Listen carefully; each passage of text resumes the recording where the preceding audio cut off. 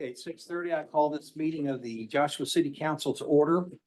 We do have a quorum present. We have Merle Breitenstein that is in by Zoom. Hi Merle, how you doing this evening? Can you hear me?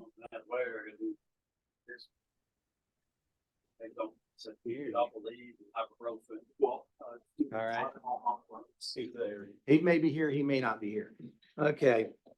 At this time, we're going to do our pledge of allegiance to the flags. And if everybody please remain standing afterwards, Mr. Mike Kidd is going to bring our invocation. To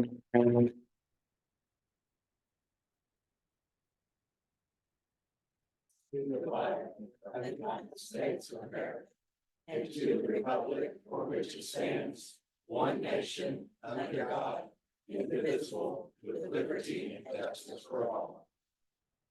On the fifth flag, I pledge allegiance to thee, Texas, one state, under God, one indivisible. Bow your head, please.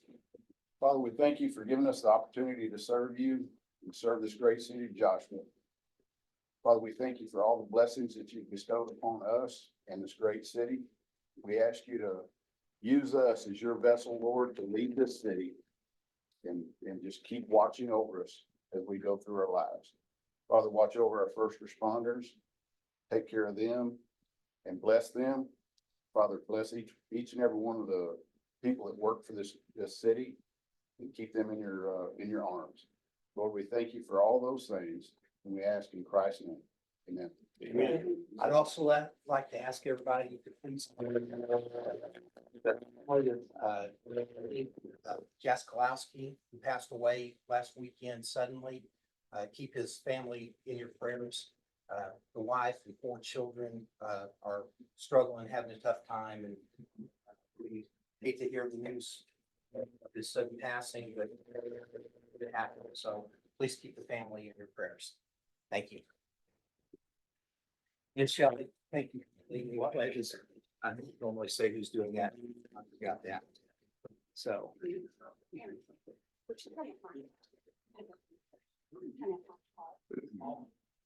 Okay. Is that the one that's rolling? Okay.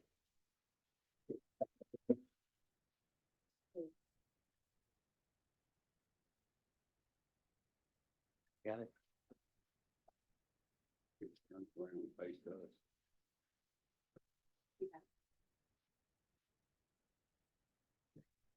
Okay, at this time, I'm going to skip ahead to our public forum and do a presentation real quick. We have a wonderful thing to celebrate this evening. I have a mayoral proclamation that I'd like to read. Whereas Arden and Dee Lockett of Joshua, Texas are celebrating their 75th wedding anniversary on August 20th, 2024. And whereas Arden and Dee met on the square in Cleburne in May of 1948 and were married on August 20th of 1949 by their uncle, Elijah Locker. And whereas Arden and Dee attribute their blessed marriage to their unwavering belief in each other and their lifelong commitment and dedication to each other, their family, and their community. And whereas Arden and Dee have raised their family in a Christian atmosphere of love and have been dedicated members of the Mount Carmel Baptist Church for 58 years, with Arden serving as the Sunday school superintendent for 33 years. And whereas Arden and Dee exemplify the ethics of hard work both at home and in their professions as demonstrated by their various local employments, ending with their careers working together in the cafeteria at Elder Elementary School in Joshua. And whereas Arden and Dee will celebrate their milestone anniversary with a barbecue dinner on the grounds of their lifelong home in Joshua with their family and friends. And whereas Arden and Dee have been blessed with 4 children, 9 grandchildren, and 19 great-grandchildren, all of whom express their gratitude for the loving parents, grandparents who have set a steadfast example of love for all to follow. And whereas Arden and Dee stand as a shining example of love and perseverance. Now, therefore, I, Scott Kimball, Mayor of the City of Joshua, Texas, do hereby proclaim August 20th, 2024 as Arden and Dee Lockett's Day.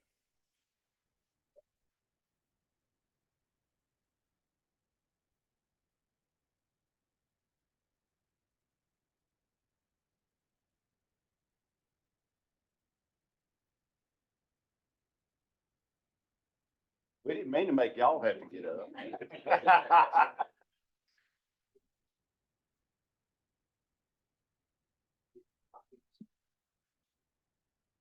Very much, congratulations so much. We also have a plaque to honor your day, and it says congratulations, celebrating 25 years of commitment presented to Arden and D. Lockett in honor of the remembrance of August 20th, 2024. Thank you very much. So, get a couple pictures.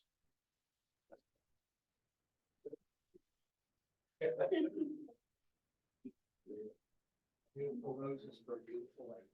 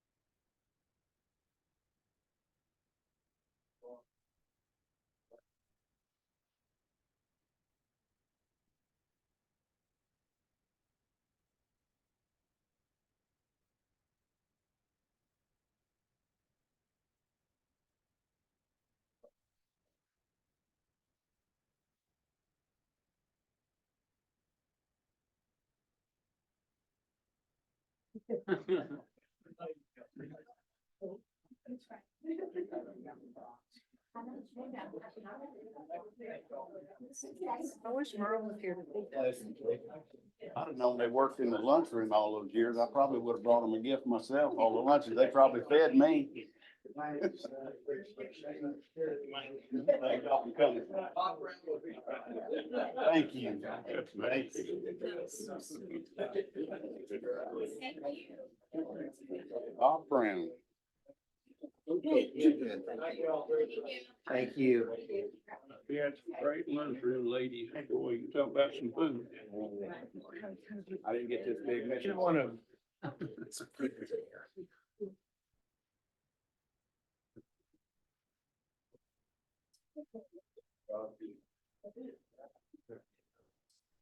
All right. That was fun. Now the computer screen. Okay.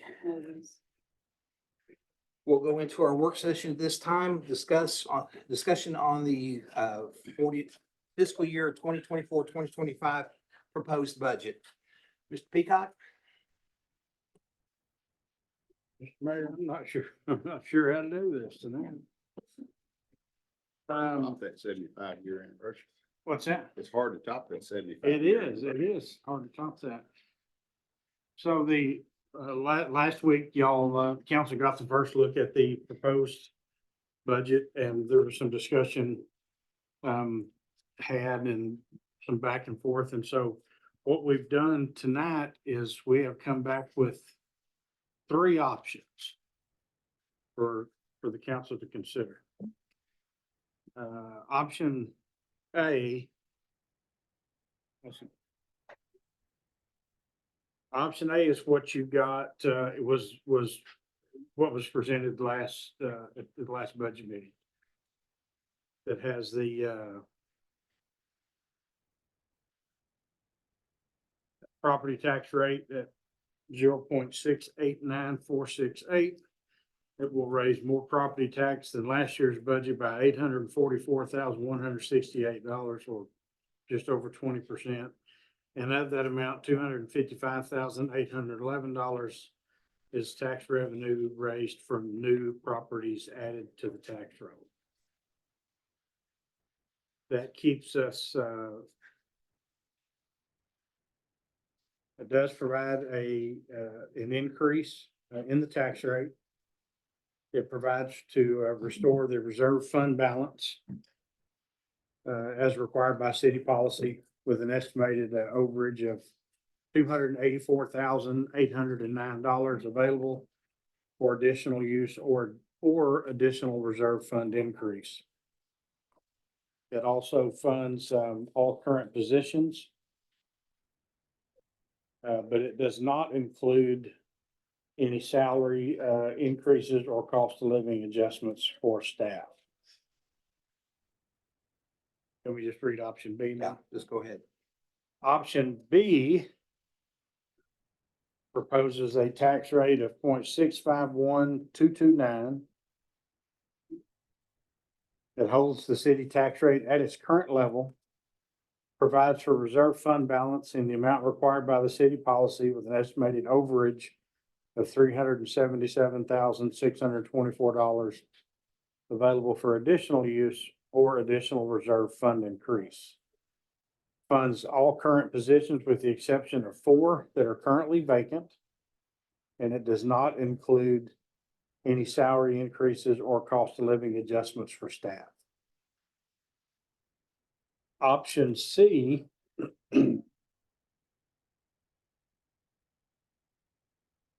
get to it. A, B, C, D.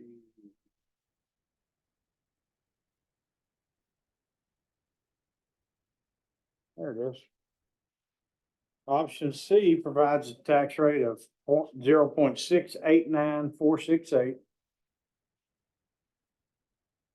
Budget will raise $844,168 more than years past. And of that, $255,811 is revenue to be raised from new property added.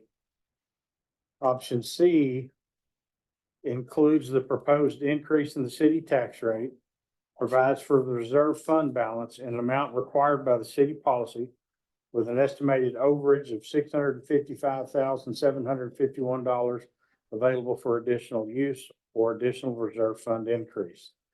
Funds all current positions with the exception of 4 currently vacant, and it includes no increase in salary or cost of living adjustments for staff.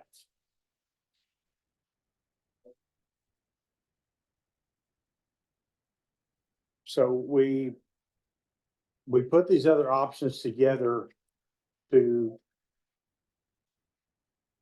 be able to look and see where we would stand if we held firm the line, which is what we've tried to do in the past, or lower the rate. And then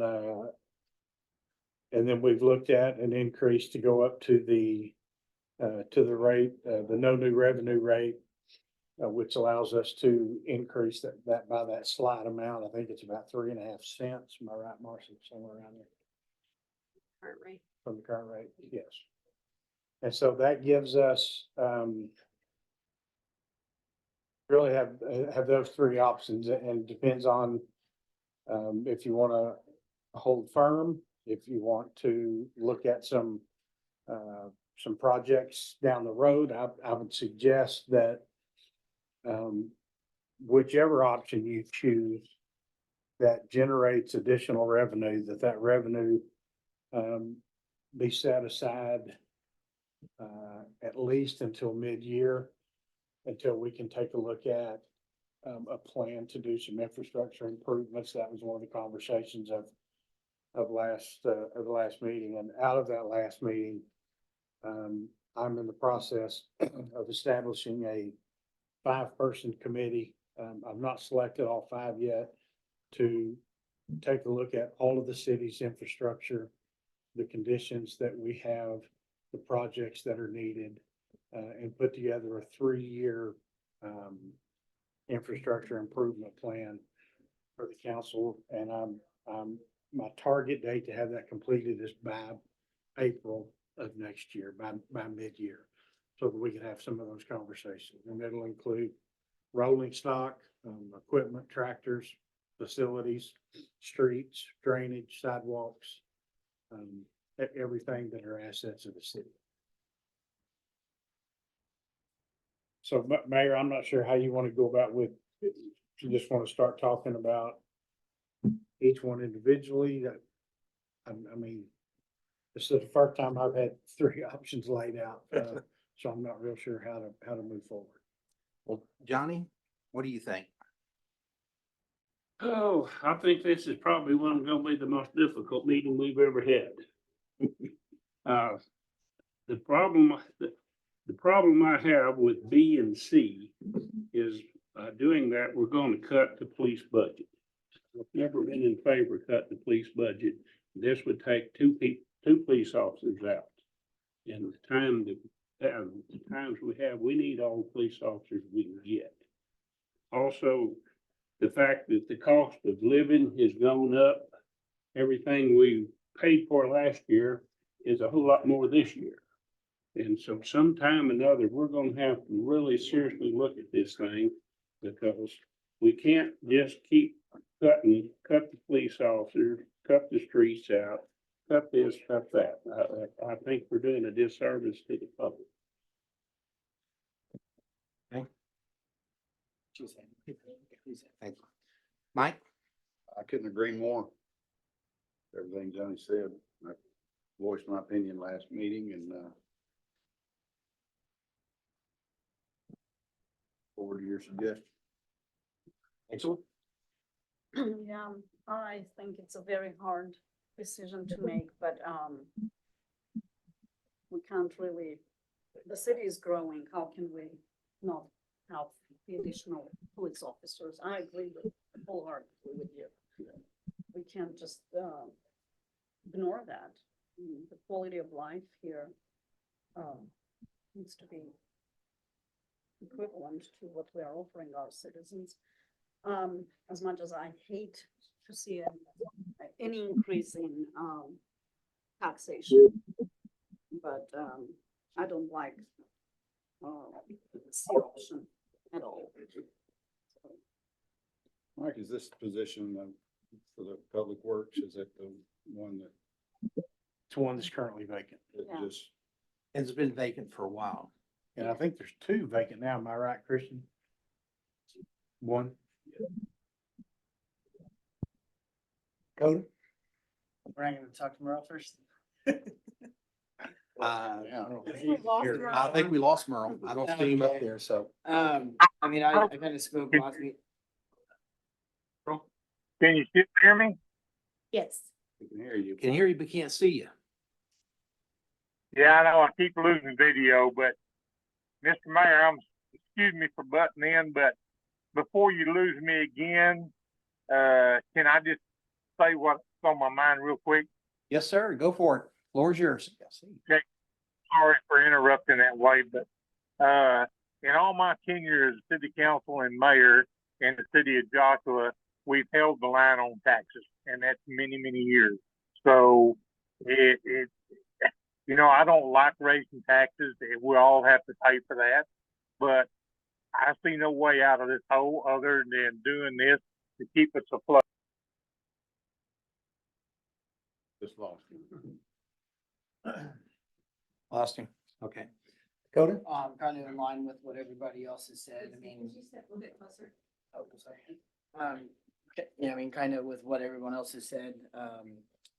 It's an unfortunate thing that we might have to do, but we have to run the city the way it needs to be ran and provide what we need to do for our citizens. And I mean, as much as I am, it's gonna hurt me too. I mean, it's gonna hurt every one of us, but, sometimes we gotta do what we gotta do. Shelley? Can I ask some questions because I wasn't hearing everything the other night? And some of the things I would just like to have clarification so that when whatever decision is made, when history comes back to see what the discussion was, we have some things clarified. Did we reduce our rate in recent years? Yes. Yes. So we have, when opportunity allows, this council has looked for opportunities to reduce our property tax rate. 7 cents over the last 9 years plus $10,000 homestead exemption. And all of our staff members and departments have been asked to squeeze everything they could out of their budget. 2 years. And, That's correct. and this year they're being asked to forego any sort of financial gain, any raises, any cost of living across the board. Correct? That's correct. So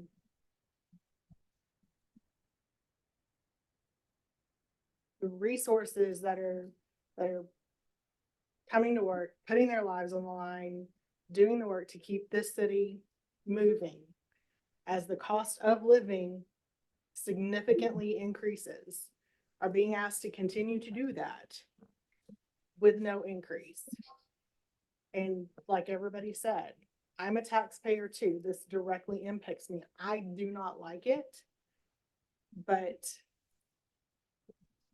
we can't, I don't see how we can look at something like this and not take the necessary actions when this council has proven that we try to make conscious decisions about reducing that rate anytime that we can.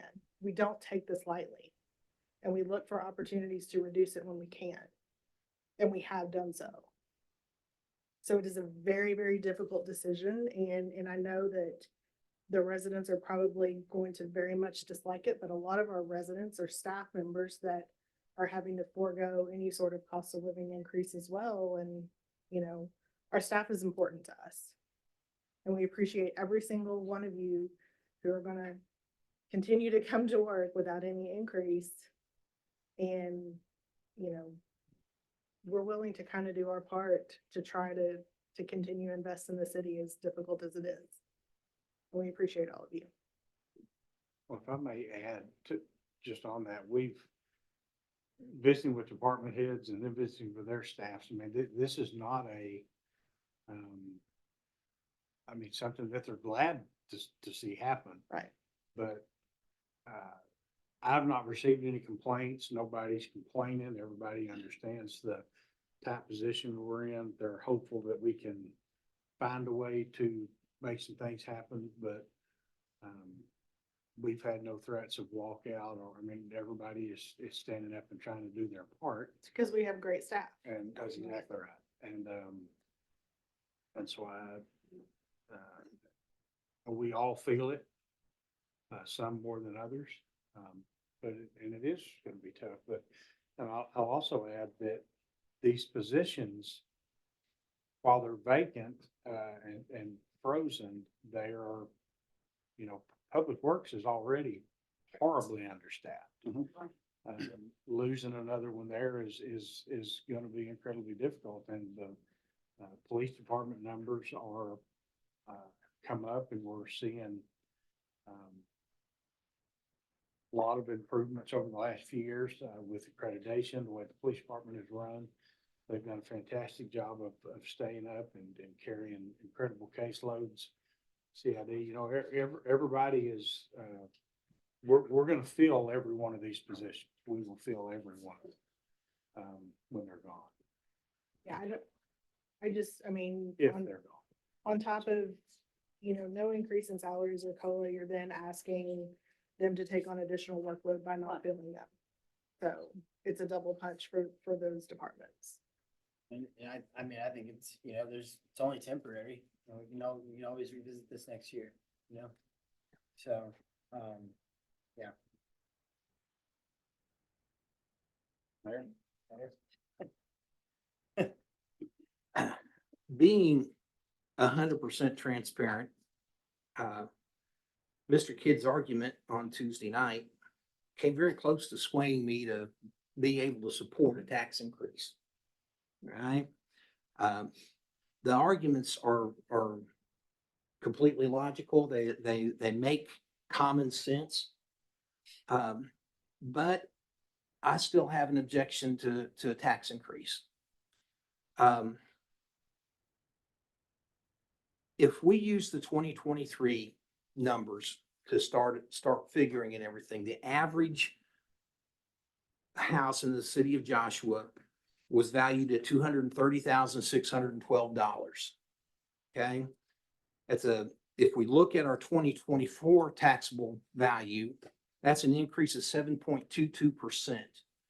So the average of everybody's taxes at every taxable point in the county goes up a minimum of 7.22%. All right. That's an increase of $108.43 before you add anything else to it. All right. And that is just the city tax. That does not include the school ISD tax. It does not include the county tax. It does not include the ESD tax. It does not include the Hill County. It doesn't include any tax other than the city of Joshua. All right, and when you add the increase of 0.038239 per hundred, that's another $94.55. So almost $200 increase in just the city tax. And again, you take that times the whole county, and using the supposition, and this is not exact, this is just, for example, if the overall tax rate that you pay in county taxes is $1.50 per hundred, okay? Based on the 2023 taxable value, you're paying $3,459.18 a month or a year in property taxes. If you divide it by 12, that's $288.27 that you pay per month. If you have a loan on your house and you escrow your taxes, that's how much the bank wants from you every month to pay that tax. And by the way, most banks ask for a little bit extra because they want a cushion. If we use a 2024 average taxable rate, that amount goes up to $309.10 a month. All right, that's an increase of $20.83 per month. Inflation, the uncertainty with the election that's coming up, all the economic indicators are showing that we are either in the beginning of a recession or there's one coming. People are hurting. Every penny that people can keep in their hands to make their families viable, have dinner on the table, to have shoes for the kids to wear to school, to do the things that they have to do just to survive. Every penny is important. I lay a lot of this problem at the feet of our CAD system. The Central Appraisal District system is where the problem begins with, because our appraisals over the last few years have been absolutely out of control. Having said all that, looking at the three options that we have, each one of these have a surplus after our budget is fully funded. If we freeze those four positions, keeping the tax rate where it is, you're looking at $377,000 that could be allocated towards those two police positions if that's what we wanted to do. Okay, if we don't do anything, we still have an overage of $284,000. And that is funding all four of those positions, but that is with a tax increase, taking more money out of people's hands. Option C, that to me, that's an outrageous amount of extra money that the city has at the end of a budget year. But that's also sitting back and wait till mid-year to make the decision to fund and get those two police officers hired. How long have those positions been open? Do we know?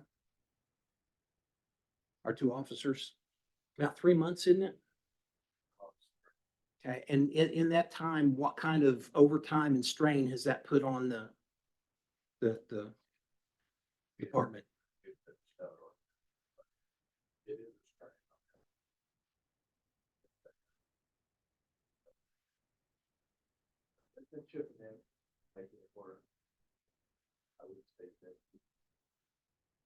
But it hasn't caused any great massive, I want out of here type attitudes, right?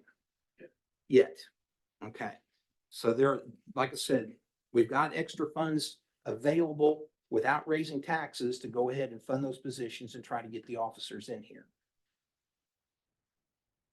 That's my stance. And I think that the citizens, having rejected twice a bond issue that would raise their tax rates, kind of telling us they don't want their tax rates to go up.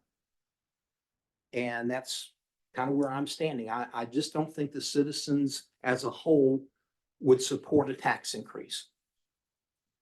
Now, there's 7 people involved in this decision. We have 3 options.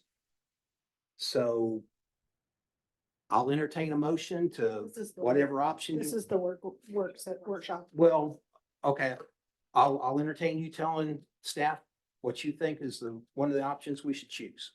without a motion or anything like that, so. Well, I agree with you with the sense that nobody likes to pay more taxes. But I go back to what I said about, you know, everybody has to pitch in this case. And the city has pitched in the most I know the last 3 budgets, we cut taxes. And I just feel like it's time to stop cutting taxes because But we're not running cutting this- taxes, we're not raising them. I know. There's But a we've difference. cut them so much that we've got ourselves into a position. I feel like if we don't react now, it's gonna be worse next year if a recession comes in full. Okay. It'll be worse. Let- My vote would be to go with option A. So, Let me respond just a little bit to that, okay, Mike? One of the reasons for the past years we've been having to cut our tax rate is because of how the state now figures we have to figure our taxes. We have a point where you can't be any higher than this. And that's caused us to actually have to look at lowering our tax rates to stay within the range of taxes that they allow us to tax.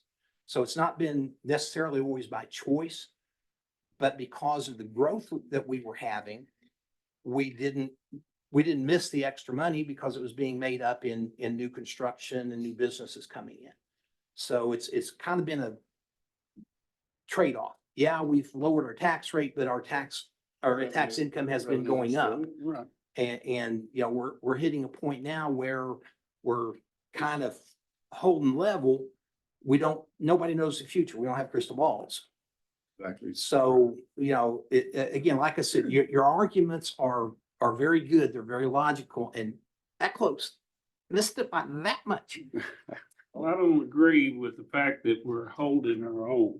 I think as we can see, we're gonna cut the police budget and we're gonna hurt the public works department. And the fact that building has stopped, we're not bringing in the extra tax money we have in the past. That all of our permitting is down, all of our revenue is down. And if we don't do something, we're gonna be bankrupt in this city, or we're gonna have to fire the police and everybody else. And I think we're doing a disservice to the people when we start taking away. So which of these 3 options would you, I'm going with A. okay? Angela? I'm going with A, unfortunately. Okay. Option A. So what type of things, since we cut our budget, our department budget, what sort of things would you expect this this overage to go towards? I understand that it's at the discretion of council, but I mean, Yeah, and I think that's why I'm working on this 3-year plan to look at that. We've got most of the equipment in Public Works, the expensive stuff, we're in pretty good shape for. But we need to plan down the road for how that's gonna look, make sure we've got funding for capital improvements, which is where those things come from. But looking at all rolling stock, whether it's a tractor or a mower or a vehicle, we look at, we've got significant street repairs that need to be made. We have significant drainage work that needs to be done. You could almost look at any department and see the need. The animal shelters at capacity almost constantly. I'm very concerned that one of the positions that is vacant is the manager over there. And there's narcotics over there that we need people that know how to properly track that stuff and deal with it. And there's a lot more than, you can't just call an animal control officer a dog catcher anymore. There's just way more of it. And so they're struggling at capacity and getting animals adopted out. And I don't think that, I think that you you could throw a dart anywhere on a wall and hit something that needs to be done. What I want to try to do over the next few months is prioritize those things so that we can be smart about how that money is spent and whether it's allocated for matching grant funds or, I'm also going to look at the cost of having a grant writer, having somebody we can go to that knows how to work those areas. There's just a lot going into this plan. I've got about half of the scope done. And I'm trying to get that finished and then select a few people, to sit down and to start taking a look at these things. We'll be interviewing department heads. We'll be talking to other cities. It's gonna be a pretty detailed report, I think, that we get. That's where I think we're gonna get most of the answers. If I had to tell you right now, I would say, the area that we are in most need of that'll make the most immediate impact to be streets. So it's not that this is just fund money that's spent on whatever at the expense of, No, it's increasing not salaries. 4th of July, Christmas party money, it's not that. It's absolute necessity and I like one of the things the mayor had talked about in our meetings going through this, he was very adamant that his position was going to be that we hold those funds until we identify these areas, not just, I think there was a couple of exceptions that he had in mind, but talking about a very small amount on the grand scheme of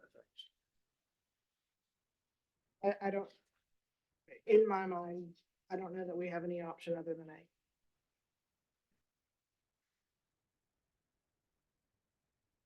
Of all the departments, not counting the positions that would be frozen, has any department's budget been decreased from last year to this year, the overall budget? I would say yes.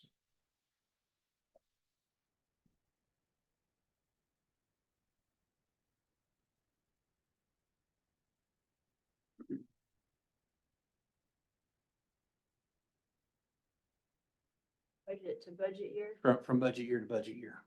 I have to pull that. I don't think I have that pulled up together or anything. Look, from my looking at the line item budget and so on and so forth, there are areas within each department that have been cut, but overall, because of increased cost and having to cover those, none of the departments has a budget less than what they had last year.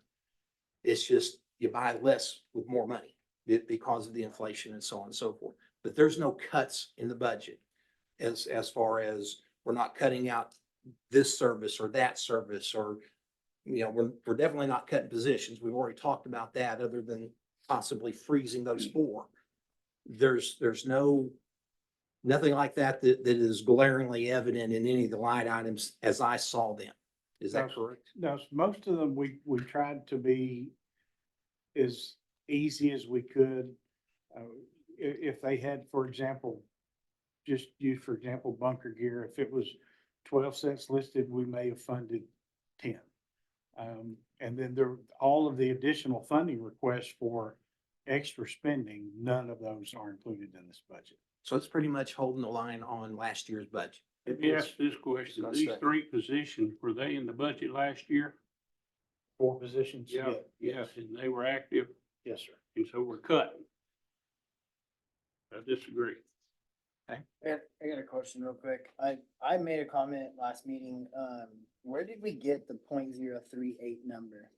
I mean, cause we talked about maybe looking at something going like 0.017 and meeting in the middle on the budget and the tax increase.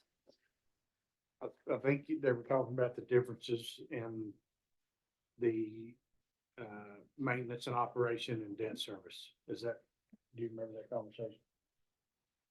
The 0.3 is the difference between the current tax rate and what was originally proposed to y'all. So we use those Oh, you told me. as different, as the different rates. We can certainly pick anything. You were talking about the 3 cents. Yeah. Yes. Oh, okay. I thought you were talking about something else. Yeah, the increase, like how we got to We got to that number because that's the no new revenue rate that the state allows that you can go up to. It used to be called the rollback rate. If you go over that rate, then you trigger an election. So we're raising it to the maximum we can without having to have an election. Correct.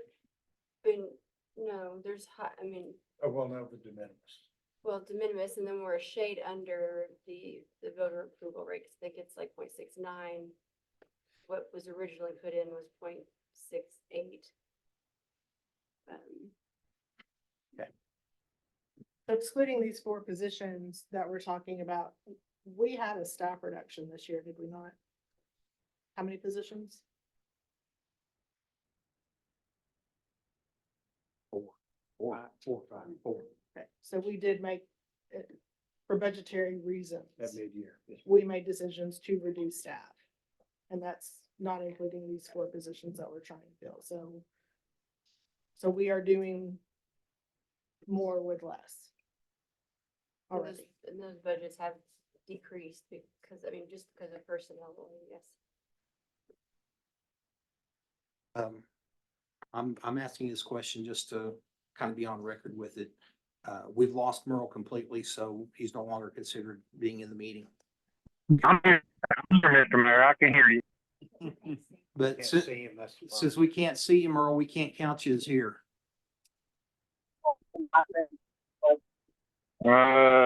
If my over is FaceTime on his phone and doesn't see me. That works, so that you don't see it on the screen. Yeah, we've got to be able to see you on the screen, Merle. So, you see that I'm ineligible to vote for this? There's no vote on this tonight. Well, there's a vote on the tax. I'm asking the attorney. We have to be able to see him and hear him. He has to be able to see us and hear us. Okay. So by law, Earl, we have to be able to see you and hear you, and you have to be able to see and hear us for you to be counted as being in the meeting. And that's per the city attorney.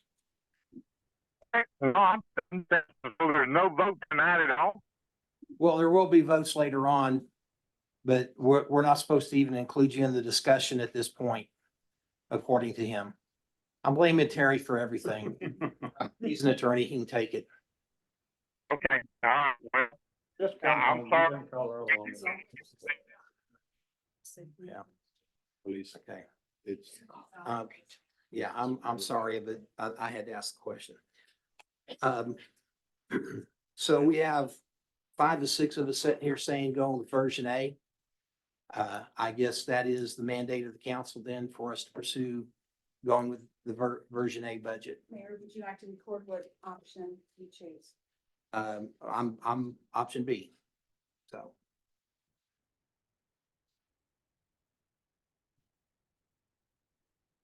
All right.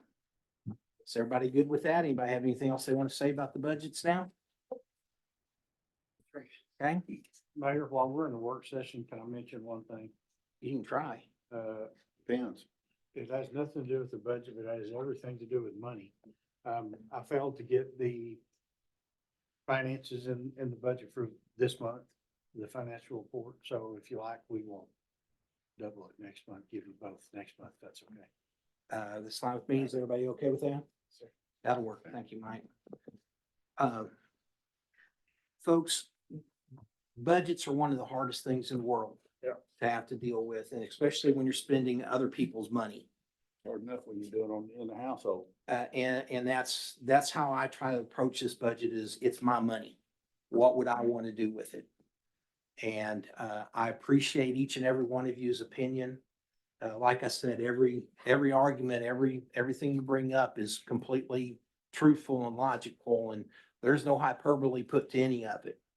And I thank you all for being willing to state your opinions and go on record of how you feel about things. And that's what makes this council work. And tomorrow we'll all be sitting at Hickory Tree having a beer together and everything's fine. Okay? Well, I follow what you say on one part. as far as me and my household, I would be willing to give up a few cents on the dollar to help out. It's kind of like, the, um, the drives back in World War II. Everybody had to put up a little bit. Mhm. They had to take wheels off their old cars and donate them for the steel cause and things like that. I think me and my family would be willing to give up a little bit to make sure this city was successful and streets and things, things getting done. We're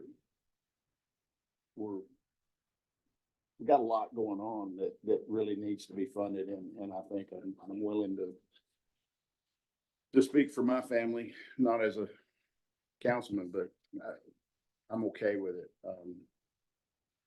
Don't like it, but it's kind of like going to McDonald's. I don't like paying that much for McDonald's, so, you know, who does? Let's pay But, anything for McDonald's.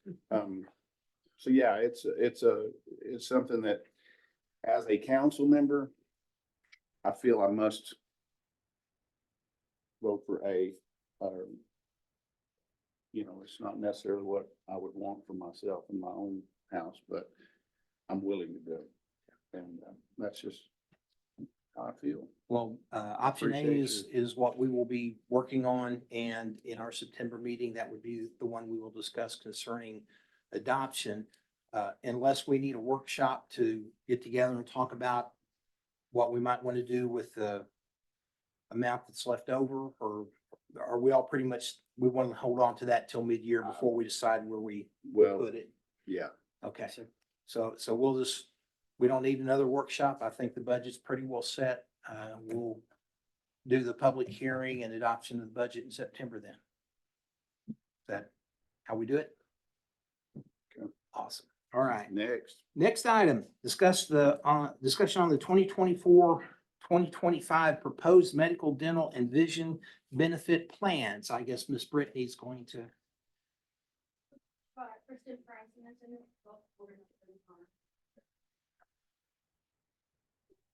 Push it up and then up on the top, there's a little switch.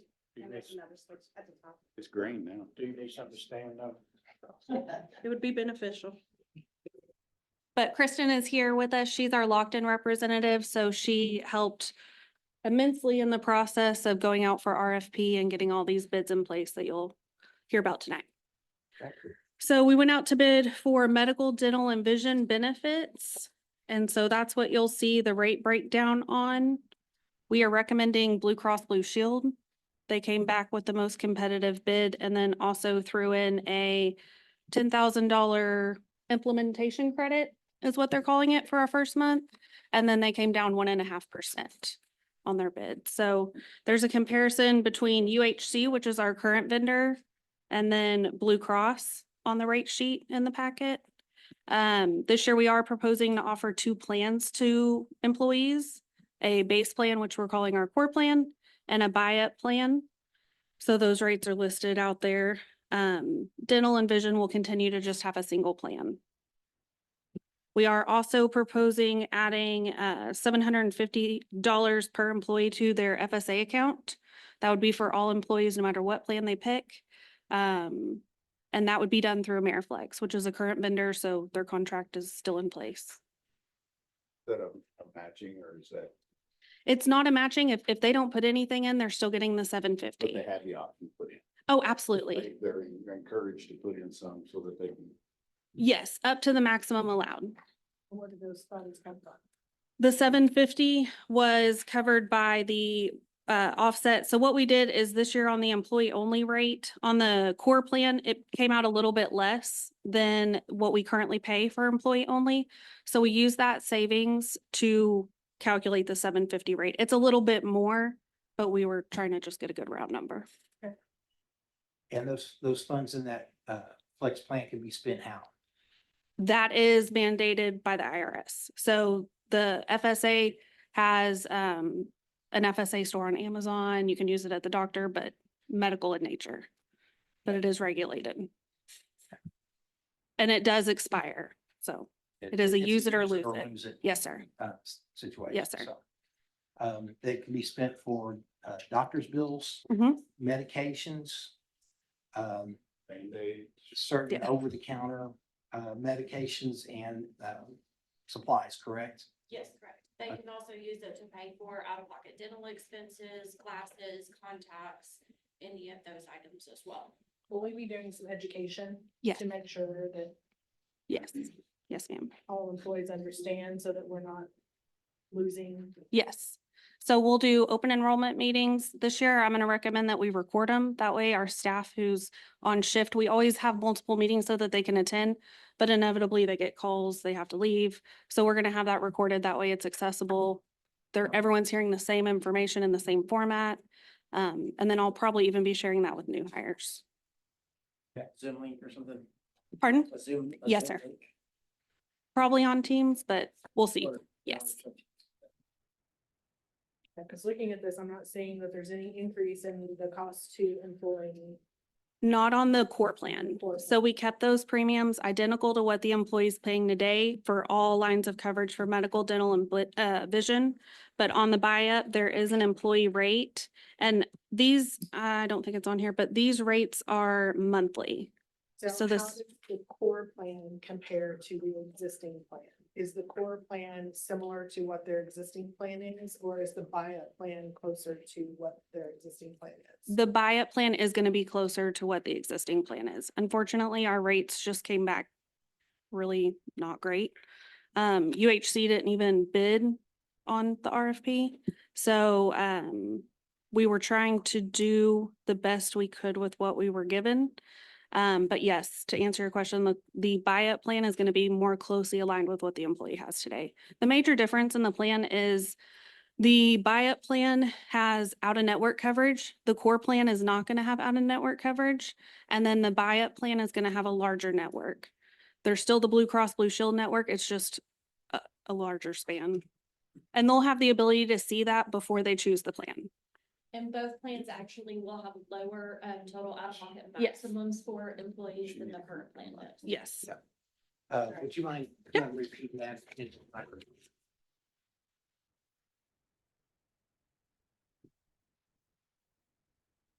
So, I'm sorry, I don't know if you heard me. So both plans will actually have lower out-of-pocket maximums than the current plan. So the current plan, the out-of-pocket maximum for employees is $7,150 and family is $14,300. On the core plan, it's gonna go down to $4,500 for individual and $13,500 for a family.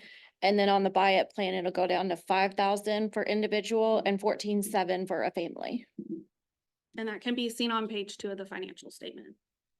Let me see those. We also have been able to lower prescription copays as well. What is the standard prescription copay? If you're using a preferred generic, it's a $0 copay as long as you're going to a Walmart or a Walgreens. If you're going somewhere else like Kroger, it's gonna be a $10 copay.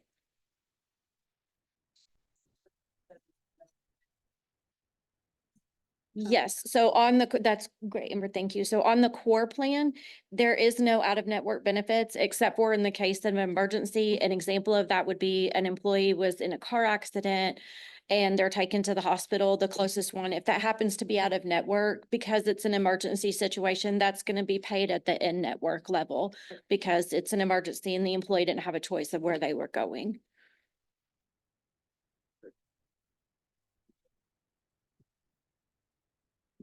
Are there any other questions? I know working with insurance is never fun. And especially when you're trying to look at medical insurance. So thank you very much for putting this all together for us, Brittany. And thank you very much for being here. I get on this plan.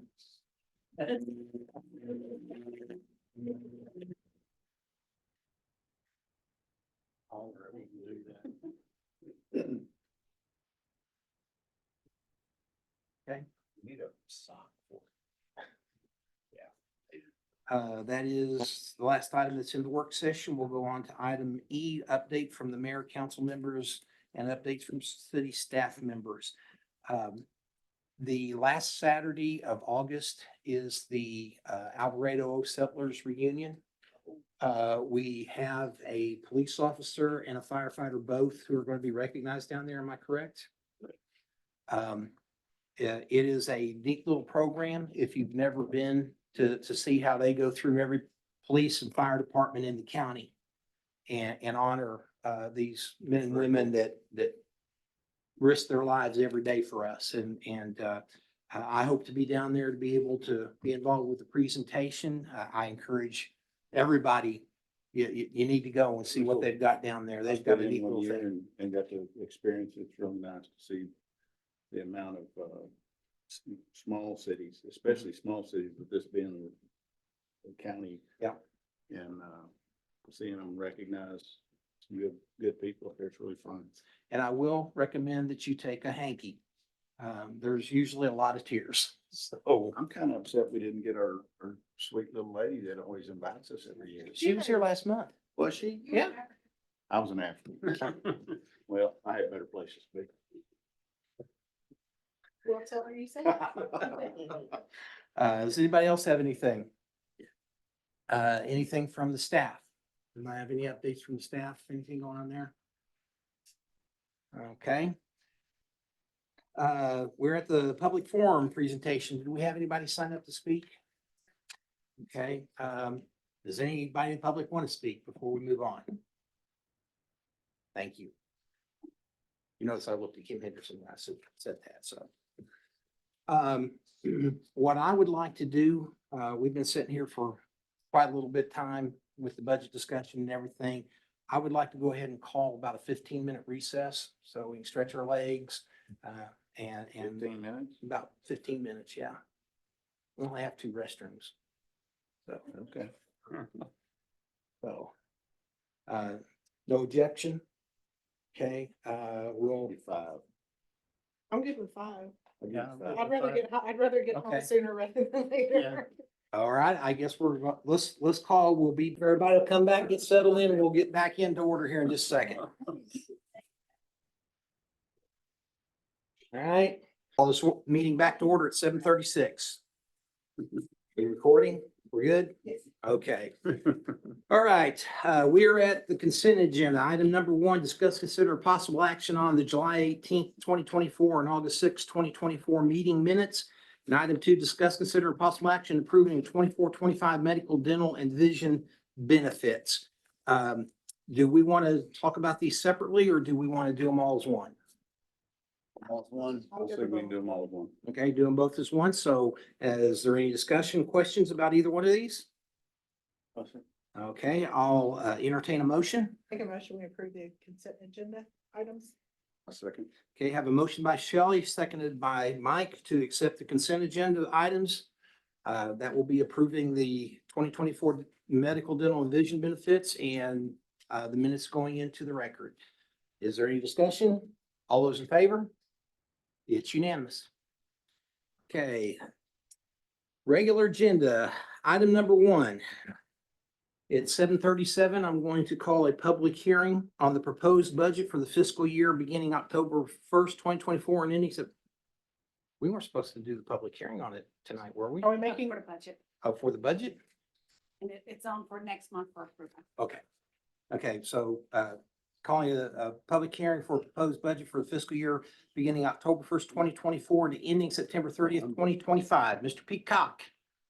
Mayor, if it's okay, you make just a very short presentation. The proposed budget would propose a tax rate of 0.689468. Budget will raise more total property taxes than last year's budget by $844,168 or 20%. And of that amount, $255,811 is tax revenue to be raised from new property added to the rolls this year. This budget includes a tax increase, provides for reserve fund balance in the amount required by city policy with an estimated overage of $284,809 available for additional use or additional reserve fund increase. It funds all current positions, including 4 currently vacant, 2 police officers, 1 public works employee, and 1 animal control supervisor. And it does not include any increases of salary or cost of living adjustments for the staff. Okay, is there any discussion? Okay, anybody in public wish, the public hearing, so does anybody, public want to comment on it? Okay, so we close the public hearing at 7:39. Okay. Item number 2, discuss, consider and possible action on the resolution proposing the adoption of an ad valorem tax rate for the fiscal year 2024 and schedule a public hearing subject to all public hearing requirements of the Texas Property Tax Code. Mr. Peacock.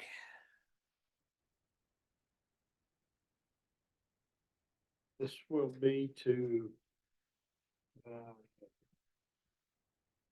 adopt a resolution to adopt the ad valorem tax rate of, sorry, I'm trying to get back to it. 8940468. Where'd it go? Where'd it go? Where'd it go? 0.689468.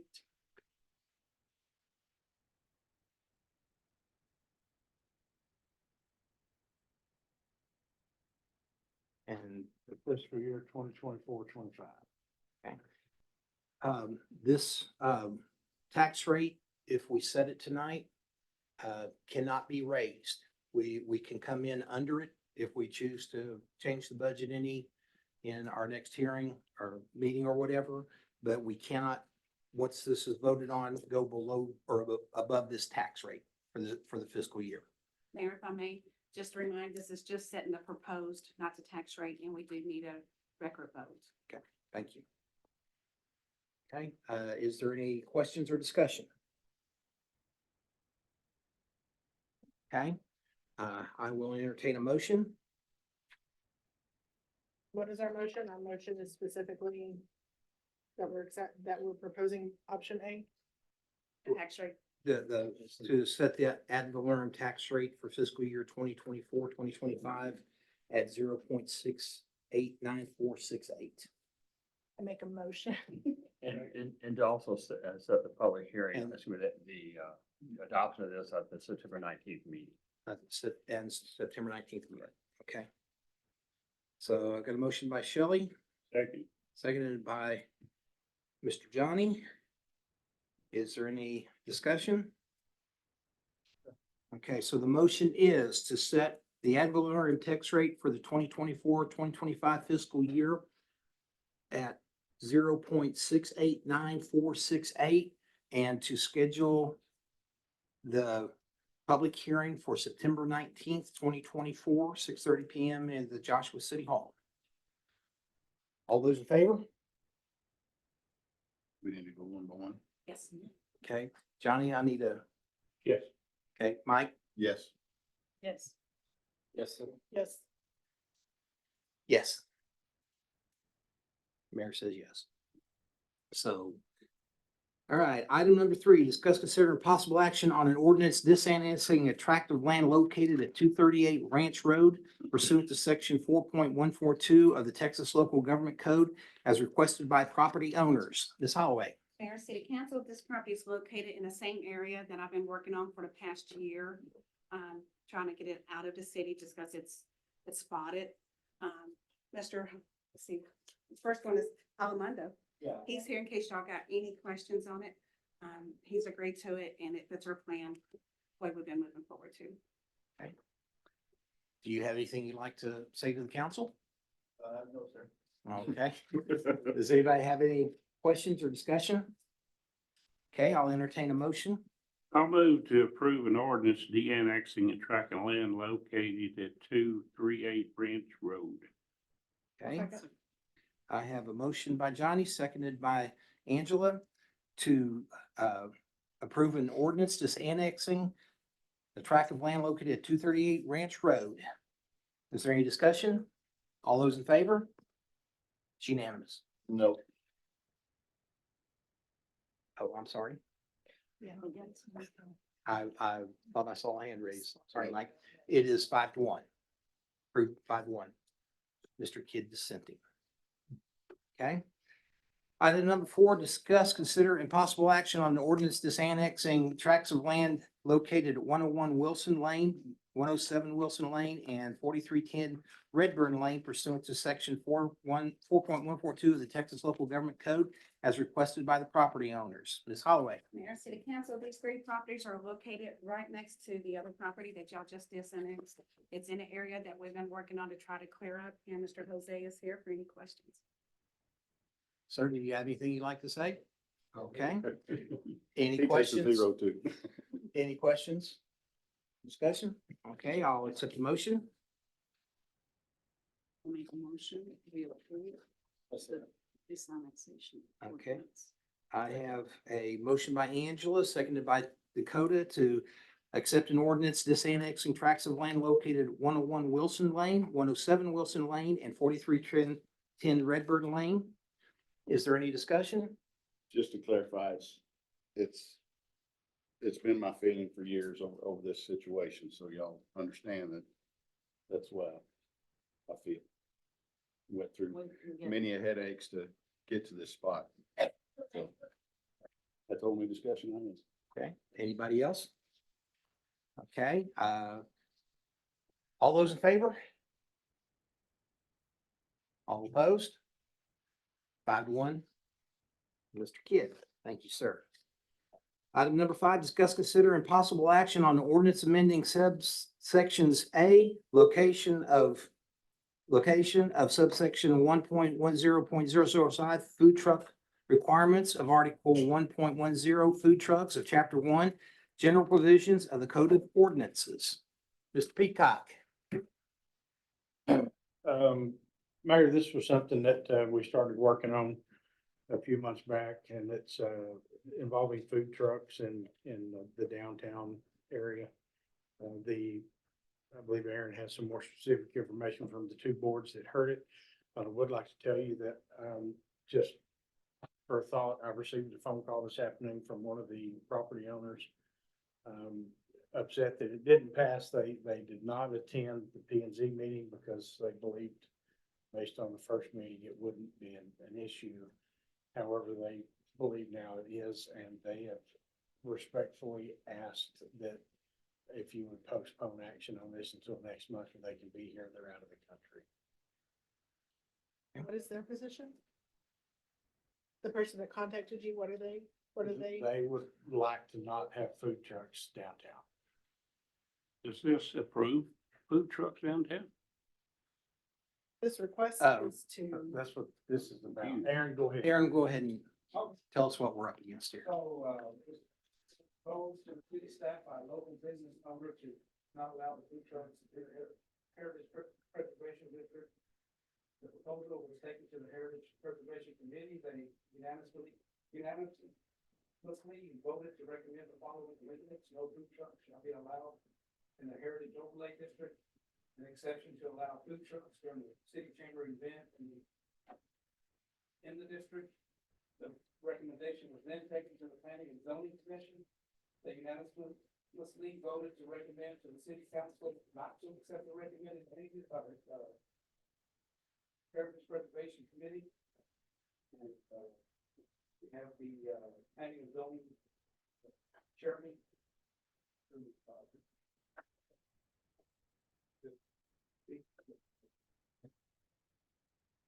Okay.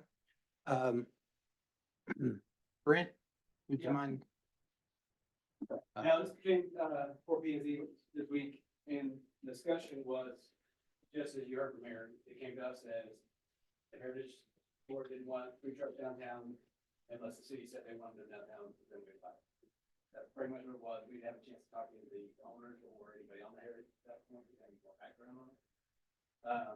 I did hear from some business owners, well, their concerns were not necessarily at the food trucks, but it's what it brings, meaning their brick and mortar stores are there for, that come to city job service, and a lot of money, and they would encourage citizens to come there.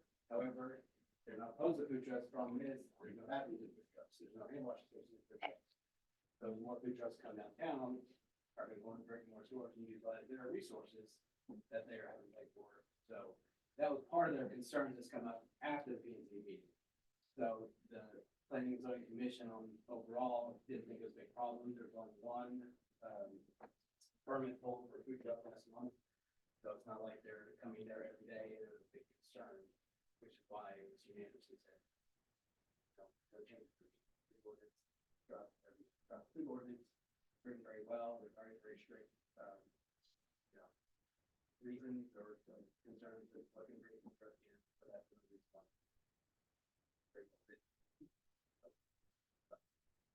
Were there any specific arguments for or against changing the ordinance? No. Okay. Basically, that because of the restriction, the 72 hours, that you can have a food truck parked there for 2 weeks. You know, that you have to have traffic over. But like I said, very well written to prohibit a lot of concerns. So based on that, that's why the PZ ready for recommendations. The food truck also, but it's kind of, so it's right kind of big word. And really, the perception was just the way it laid out that the preservation said, we don't want food trucks in the preservation area unless the city allows it. So the PNC just recommend that change, kind of like, we don't want a business unless the city wants it, then sure, you can go on it. So kind of just, it was laid out incorrectly. I wish the business owners would have been there to speak with their side of it, because I learned that after the fact.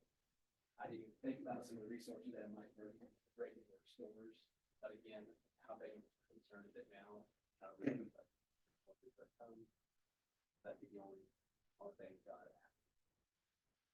Well, the way it's written now is, am I right, that it is written where a food truck has to get a brick and mortar permission to be on their vicinity Permission, solely parking lot there, they're gonna say. to use, yes. And then- use their facilities. And use their facilities. So it's already written to account for those things. Well, for example, if they go across the street to that parking lot, they can set up there, that business gets permission, To use their stuff. but they can walk across the street, use the bathroom in one of the other stores, there's nothing for it, unless that business decides they don't want that to be allowed. Do we have, There's an application process. They have to sign, the property owner, there's a space to sign. And if he has the property leased, then the person running the restaurant or the store also has to sign, Correct. so to get access to the restaurant. the one permit that was pulled, where was that food truck located? Do we know? It was in front of Young It Life. was in front of Young Life. Okay. And so the property owner signed the affidavit and gave permission for them to be there. What didn't happen was he didn't he spoke to Young Life about getting power, but he did not speak to them about the restrooms, which when they were asked, when we found out about it, they were told no, they didn't want them in there for the restrooms. And so he stayed for the term of the first permit, and that's why we've added the second affidavit for the actual person occupying the property. They have to give consent as well. So those were some of the concerns that we brought up whenever we went through this whole Yeah. multi-meeting discussion about that policy to make sure that we were not just, I don't know. I feel like talking about the specific heritage overlay general area. I'm very much inclined to their opinion on it. What the board's opinion is on it, I don't know. This was the first permit that had been pulled since we had changed the ordinance. And we found some procedural weaknesses. And I know Mike jumped on it immediately, and the procedure has changed, adding the additional affidavit and so on and so forth. There was, Actually, I want to be clear, Aaron was the one that got it worked out and settled and okay. got the second affidavit going, so. Okay, thank you. The business owners have a complaint, and I understand that. I wish they were here to present to you their side. I have heard it, and I'm sure a couple of you may have heard it personally. I would like to hear it in this forum. I would not be opposed to tabling this till next month and allowing them time to come in and speak about it. I would also think maybe it might not be a bad idea if we could schedule on the P and Z again next month and allow them to come in. Is that doable, Terry? Can I add one thing? Yes, sir. the Heritage Preservation Overlay District is a zoning issue and it has uses of property. When we amended the ordinance last year, we got rid of the zoning application because it meant that somebody would come in and make a change or something, they'd go to P and Z and council, and that was a lengthy process. So this is not a zoning issue that requires a public hearing before P and Z and a public hearing before council. It's a council decision. Okay, so they never needed to go to either one of the We didn't need heritage to, or because just that we amended the ordinance and it come to council. okay. So they really don't need to go back to P and Z You don't need to then. go back to P and Z. Okay. You just come back to council if you want to postpone it to next month. So like I said, I would love to hear from any of the property owners. I know all of them were contacted, all the owners in the Heritage District about this meeting, correct, Mike? I'm sorry. Did we contact and remind all the property owners? Yeah, that's The how. I got the phone businesses. call today. Okay. So I know it was kind of short notice and everything, but I would like to table it till next month if that is acceptable. And give those property owners a chance to come in and present their side. Is it reasonable for us to table it for a period longer so that we can see if maybe there are some other examples that come up rather than revisiting this every time something doesn't go as expected? Maybe we can give this a couple of months. I mean, and see if how it goes. We've made correction to address the specific example. Maybe give it a couple of months and see if there are any other concerns that come up and then cover them as a whole rather than continuing to revisit the food truck. I think that would be reasonable. So, Is there a certain month you want it on? 3 months? I don't know. so it's December, November, December. So, Sure. Okay, I will accept a motion to table. I make a motion that we table this until, where are we? We're in August, September, October, November, until then November meeting. Okay. Do I have a second? I'll second that. Okay, I've got a motion by Shelley, seconded by Angela to table this item until the November meeting. What's that day now? Sorry, November 14th. the November 14th I'm council sorry, meeting? November 21st. Okay. November 21st. Okay. Is there any discussion?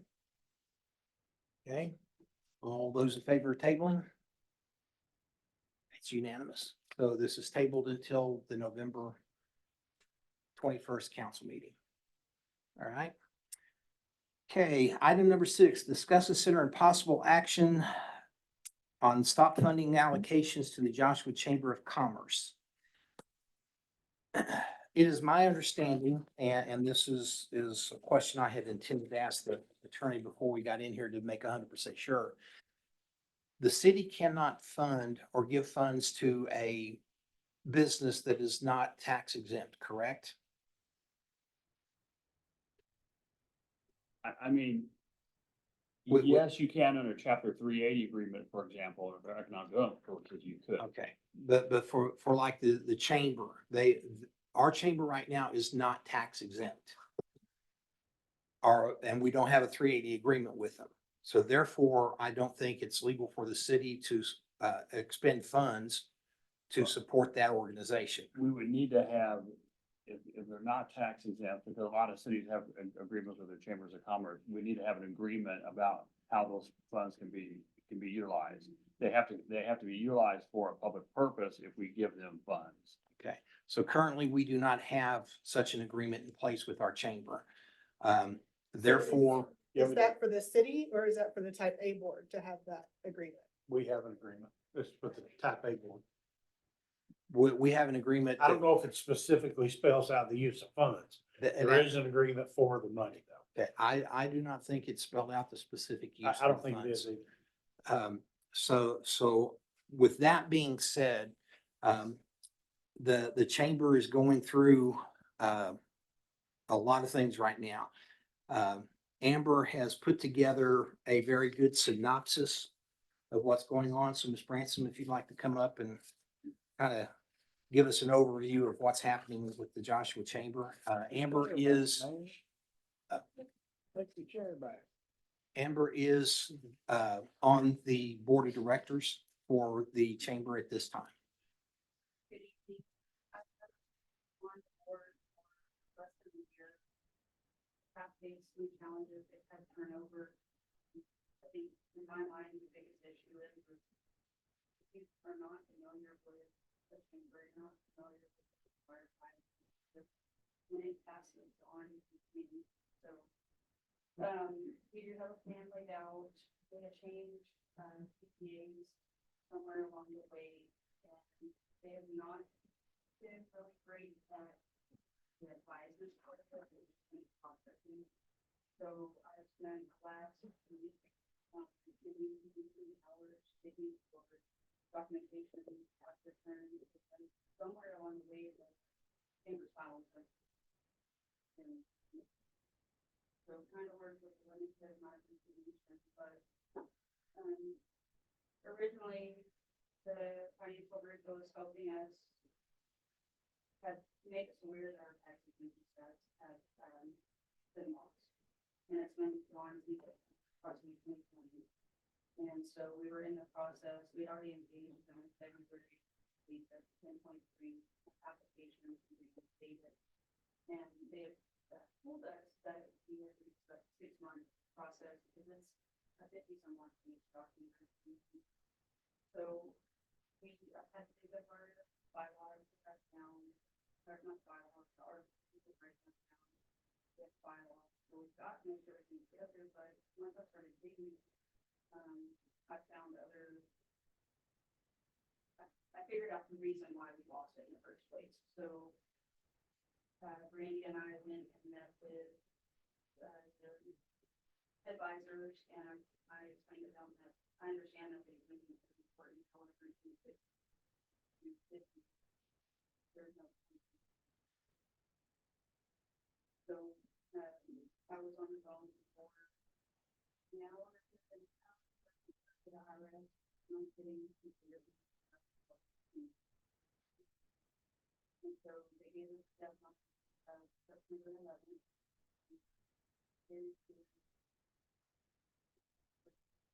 Confirm that this deadline will be met. It is not completed.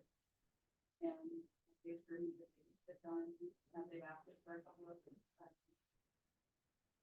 documents that we weren't going to understand. I actually have to do meeting scheduled with them tomorrow. 9 o'clock, Randy and myself, we expect them to talk to you.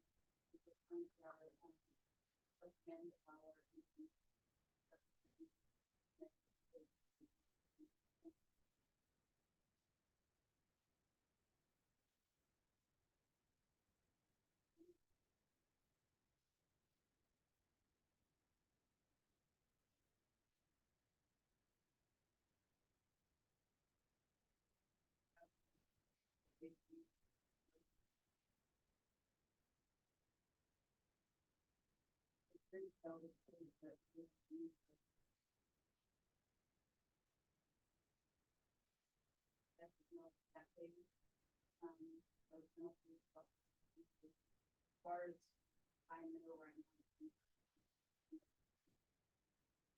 now, people said we know them very differently. So far, that's been chased just a little bit, so reading up the book and studying it.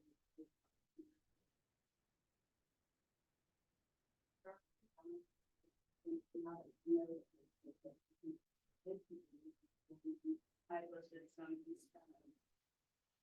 long-term planning, to make sure it doesn't happen again, making sure we're digitizing our.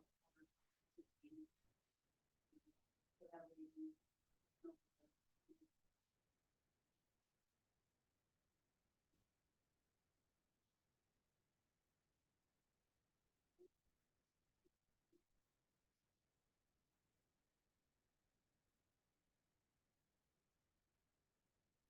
providing service.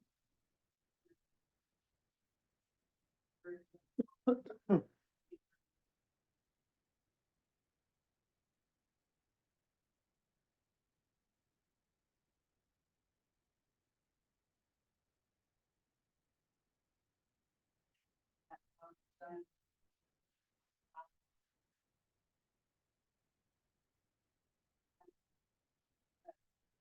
From what I've researched, also what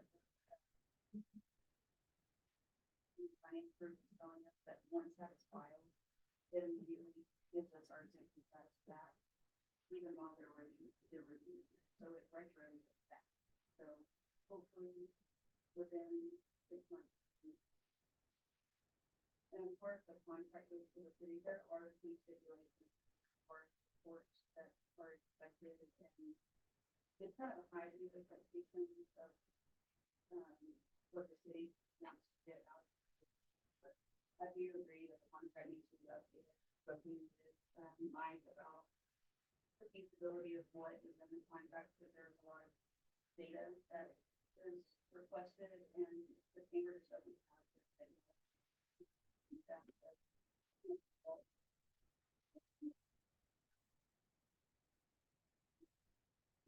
Contract is actually being something that's been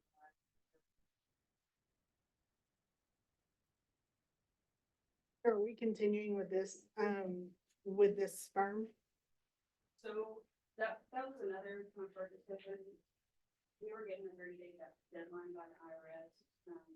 So private calls, multiple chambers trying to find a CPA that specializes in probably. And the one Cleveland uses isn't taking any customers, but I feel like we really don't have much of a choice to make that big of change. Since we do have most of our records, it was learning what to do. In my opinion, kind of what you were supposed to do, staying there or trying to start completely over. So we thought it was best to just stay there, stay on top of them. And then with the 1023 application, they were going to charge us $3,200 total to file it for us. And the agreement was half up front, so they agreed half up front. And then somehow or another, she explained to me how it happened, but they went ahead and agreed to that in July 15th. So we actually have an application hasn't been started. We actually have a $3,200 credit on our account right now. And I made it very clear that I expected to give us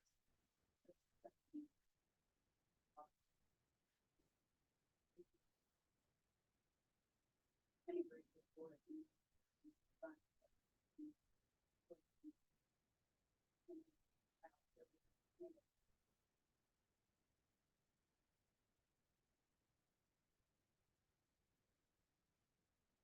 So in the past, what we have what the type A board has done with the $18,000 that we've allocated, at one point, we held the disbursement of that. It remained in our budget, but we held the disbursement of that until certain things happened. And one of those at that time was to have a president in place, and that happened. And we saw some great results whenever Kim was in place. It is unfortunate because you did do a lot. You did a lot for the chamber and you did a lot for the community, and it didn't go unnoticed and it didn't go unappreciated. So I first want to thank you for that.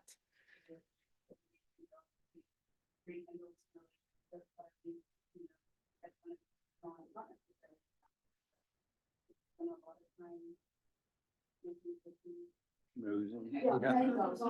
Yeah.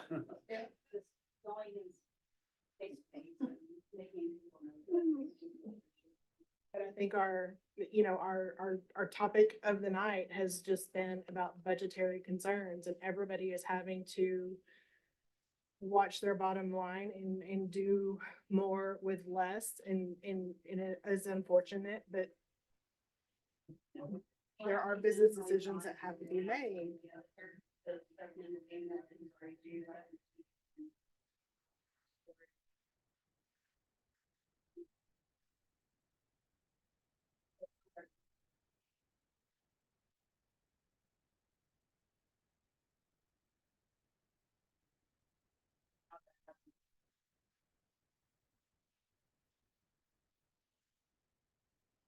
We had actually discussed this. I mean, this matter was not brought to the type A board. This was not brought for us to consider. So this was news to me.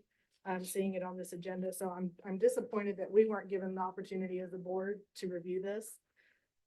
But we did discuss the $18,000 because we were aware of the loss of the president, and we did ask, you know, Molly gave us feedback on some of the expectations that we had set, you know, there, you know, are we going to be getting updates? Are we going to be getting feedback on what the chamber is doing? And, you know, I feel like with Amber being on that board, we still have access to getting the updates that we're looking for. You know, Molly is great about continuing her relationship with them too, but how much in our city budget, as far as city events, stuff like that, was cut? A lot. Okay. I think all but $11,000. And the chamber sponsored our 4th of July event, and again, I know. Just two Okay, places did we sponsor. okay. That was it. And I know a lot of it was you. I know a lot of it was you, but we're still, you know, the chamber was able to continue with some activities for the community. And so as a member of the Type A board, and I'd be very interested in Johnny's feedback too, as a member of the Type A board, my preference would be that we continue with that in our budget line item and we just hold the disbursements until this is resolved. And I have confidence in, I appreciate this. This is, already started, we were. no, and that's, Monday and I feel hard about it was very clear to me what happened, and I appreciate the effort. I just, but we did talk about this as far as the impact of losing the president to the chamber, and the entire Type A board felt that it was still important to continue to, you know, this, because this is a sales tax. Mhm. This is not impacted by property tax. This is not money that would go towards other areas of the city if we were to not spend it. But we are continuing to trust in Molly and, you know, to continue to help grow revenue opportunities within the city. And I feel like this is important. And, you know, I'm committed to, you know, the Type A board is, we just put it on pause as far as the disbursement. And once Amber brings us the information that we're in line with what needs to be, then we can continue supporting the chamber, because I think it's a great relationship and it's important for growth in our community. Gain much more access now after the secondary conversation. They do have the logins now, so I have access to what's going on with me. I think access to the full. So I feel like we have much more data, and then I've had extensive conversations with expanding our budget, doing a more detailed budget, because right now it's just very real down, or not real down, it's just. Yeah.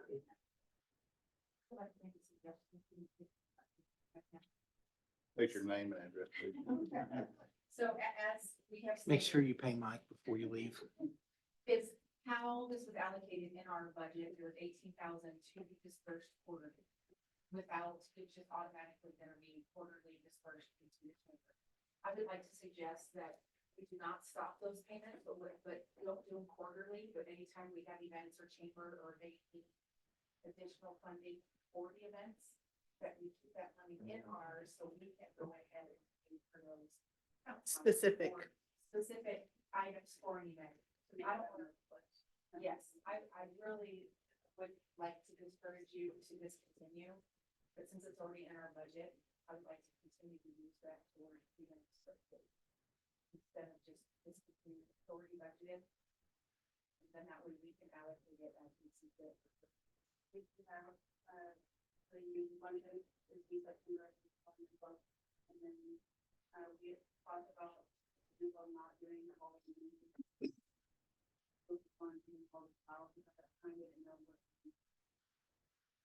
But certainly want to be so it's kind of really not speculating but making sure this is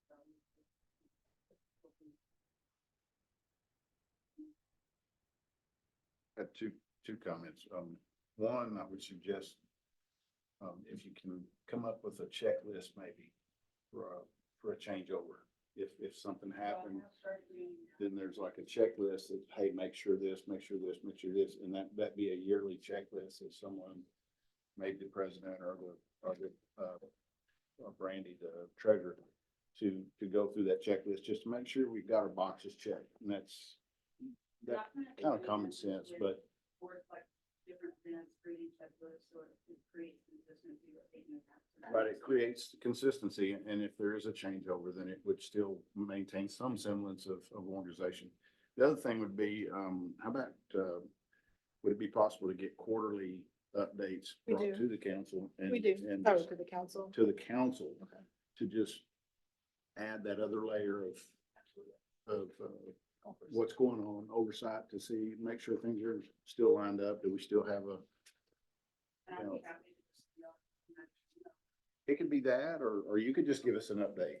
I mean, it doesn't have to be them show up, but just those couple of things might be something that would help keep things on track and not get forgotten. County? Yeah, Mayor, let me say this report is outstanding. I think you're doing a super job. But I don't want us to make you the chamber president. And you're getting very close. Yeah, that's not gonna happen. Brandy is our chairperson, and she is actually, based on the bylaw, she is the interim president for. I'm not sure, I'm not in favor of doing away with it, but I'm not sure. I think we ought to just hold it for a while. I would feel most comfortable once we have this stuff filed. And then Yeah. maybe your hand over this. Great. I mean, at least get the IRS tax form and all that filed, and then come back with an update, and then let's get this process down. The 10.3 form is going to take some time. And, you know, that's, but, Angela, you got anything to say? I think Amber did an outstanding job as always, and,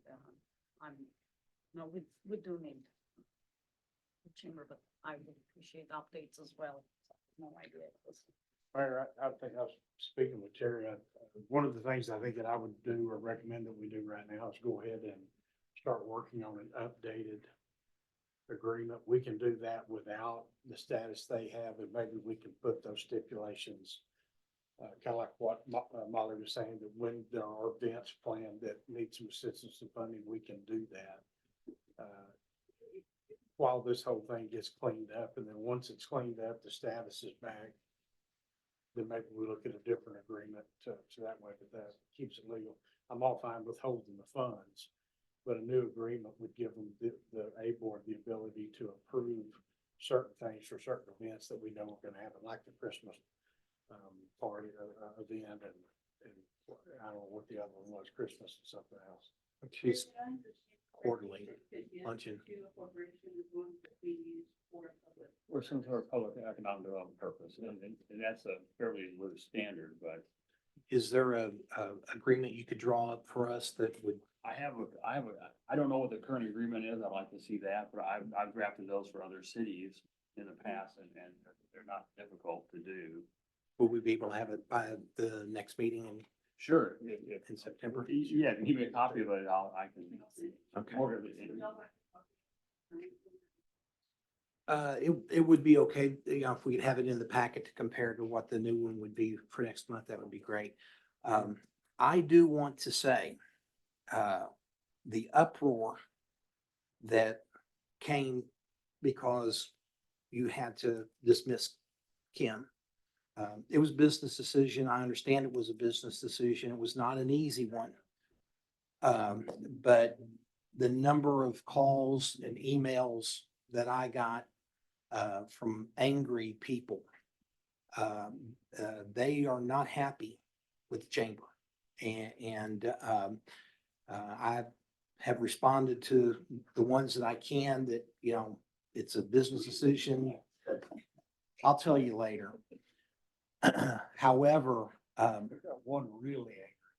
yeah, we got a couple of them, so. The lack of communication with membership has been a problem. I think a lot of the members that I've talked to are really upset with the simple fact that every time an event's being put on, it seems like the members are being asked time and time again to give, give, give, give. In the year and a half that almost 2 years, I guess, now that the chamber's been reconstituted, there's been no fundraiser other than the luncheon events. You know, yeah, you have things on Main Street, you get people to pay for their booths and stuff like that, but there has been no significant fundraiser that would help with the funds. The city has shelled out a lot of money in the last 2 years to help get past some issues that the chamber had. And, you know, to say we haven't seen a benefit to what we've put out there is inaccurate. And that was one of the things that I argued with a person about. We have seen benefits, but the citizens aren't seeing it. And that's something that's going to have to be addressed. And it's not an easy thing to do. Kim had wonderful support. She had a lot of people out there that absolutely loved what she was trying to do with the chamber. I know there were several people that the only reason they signed up to be chamber members again was because of Kim and her relationship. The attitude of the people in this community concerning the chamber is not good because of past experience. You've got an uphill battle. I think the best thing for us to do is to go ahead and just hold the payments. I never suspected or wanted or thought about taking the money out of the budget. We have to support our chamber, and it is very important that the city have one. But it has got to be viable, and it's got to be kind of self-centered. You know, we're helping. We can't be the only thing running the engine. You know, you guys got to get self-sufficient. And talking about maybe that annual fundraiser, we've got to find some balance. We've been trying to do a whole bunch of networking events in between all on the, you know, on the, also. So I think trying to do so many networking events, it's just every month we have to on there, and all of us work full time. So trying to find that balance. So, but the sort of networking events haven't been close. So we tried having them in the morning and some in the evening. So. And the ones that I've tried to attend got canceled. Nobody knew about it. Yeah. So Kim did implement the constant contacts that we have here at the city. Yeah. So I've been messing around with it. Part of that functionality for this announcement, use our dates with it, and do our I'm dealing with that, and like I said, building that trust back and trying to figure out what that balance is. May not be.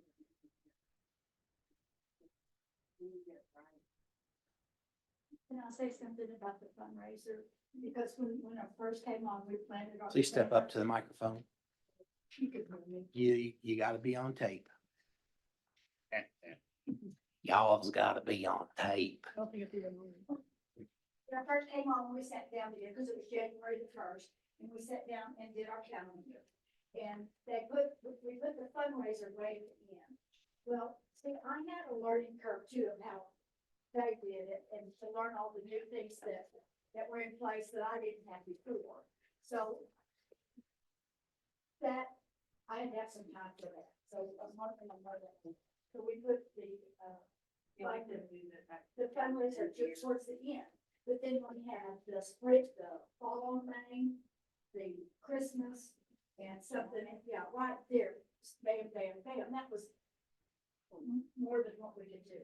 So I moved it to after the first of the year. That was our fundraiser. But what I don't think that everybody understood is that you can get more sponsors than just one or two. You can, I mean, even if somebody said that, well, since we had it for the Dougie booth and we had it for the kitty parade, we didn't need any more, but you could get more.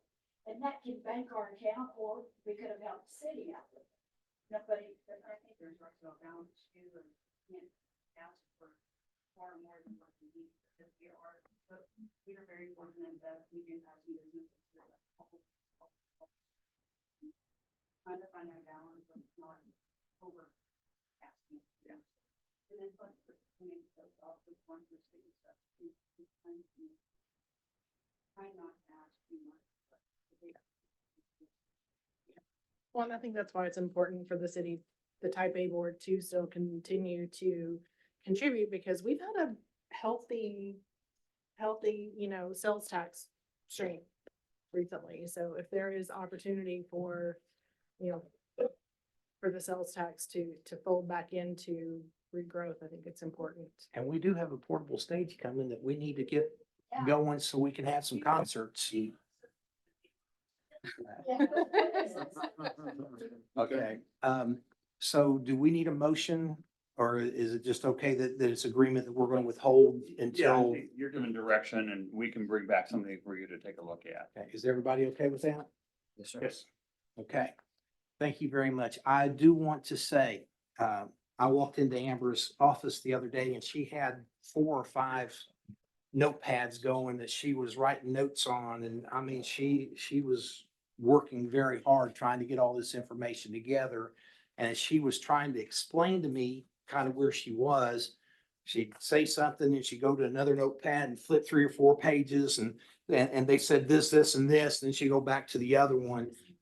You did a fantastic job. And Yes. anytime you deal with the IRS, anybody who can stand that's special.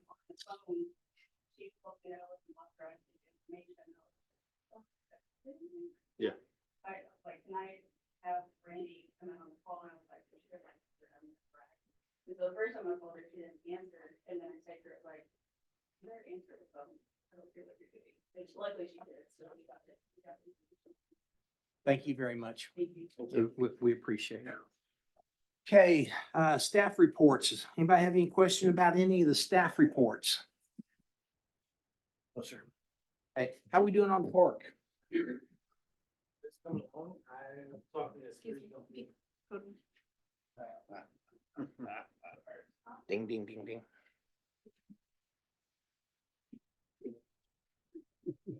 Hold it back there. So I have 3 companies I'm working on right now.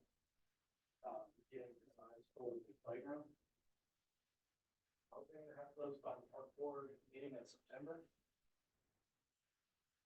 I have a couple that are pretty promising, so I should have something good for you know. And No problem. So, sit down, go sit down. That's all we needed to hear. I'll have more for y'all later on. Thank you. Okay, no questions on staff reports? Okay. It's 8:27. We are going to recess into executive session. The city council, city of Joshua will recess into executive session. Closed meeting pursuant to the provisions of chapter 551, subchapter D, Texas Government Code to discuss the following. Pursuant to section 551.087, the Texas Government Code to discuss or deliberate regarding commercial or financial information received from an offer of a financial or other incentive made to a business prospect seeking to locate, stay, or expand in or near the territory of the city and with which the city is conducting economic development regulations. And item 2, at this time, we are not going to discuss the property that we were talking about. Okay, so it is 8:28 and we are in recess. Okay, it's 8:39. I call this meeting back to order. No action on what was discussed during the executive session. Are there any requests for future agenda items? Okay, hearing none at 8:40, this meeting is adjourned.